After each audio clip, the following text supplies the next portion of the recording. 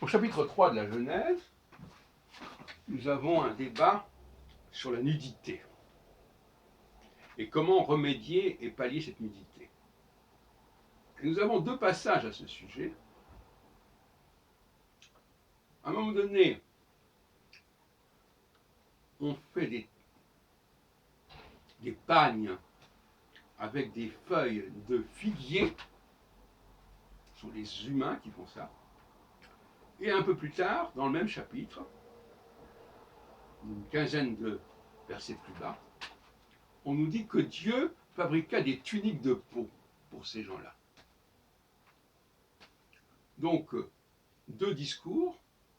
Et curieusement, dans un cas, on passe du figuier, qui est une plante, à des tuniques de peau qui sont issues des animaux. On a l'impression de retrouver le débat sur Abel et Caïn. Enfin, peu importe.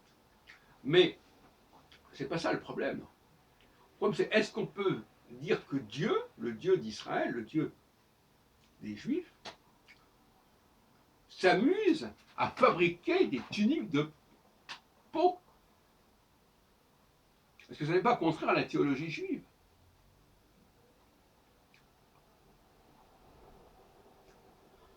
Donc, on voit là qu'il s'agit d'un texte trafiqué ou rajouté par les Israélites, parce que pour moi le Pentateuque est l'œuvre des Israélites, c'est une ressucée des propos du livre des prophètes.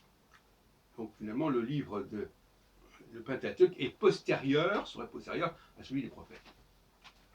Et la preuve en est effectivement que nous avons là un discours qui a une tonalité tout à fait particulière. D'ailleurs, ce chapitre 2 et 3 sont déjà très particuliers, puisqu'il est dit Dieu, et on l'appelle autrement, on dit Yahvé Elohim, ou Elohim Yahvé, alors que, bon, peu importe. Enfin, il y a un nom, une dénomination de Dieu qui n'est pas la même que dans les autres chapitres. Et, c'est pas pour rien, et nous avons là un Dieu qui dit Adam est seul, il faut lui trouver une aide, etc. Ce qui va à l'encontre, bien entendu, du récit de la création où tout est terminé, tout est complet. Non, on va rajouter quelque chose. On va lui ajouter quelque chose. Et l'idée d'ajout est déjà quelque chose qui théologiquement n'est pas tenable de cette manière. Et là, le fait de passer de la nudité à quelque chose auquel on va ajouter à la nudité des feuilles de figuier ou une tunique de peau, ça aussi c'est complètement contraire à la théologie juive d'origine.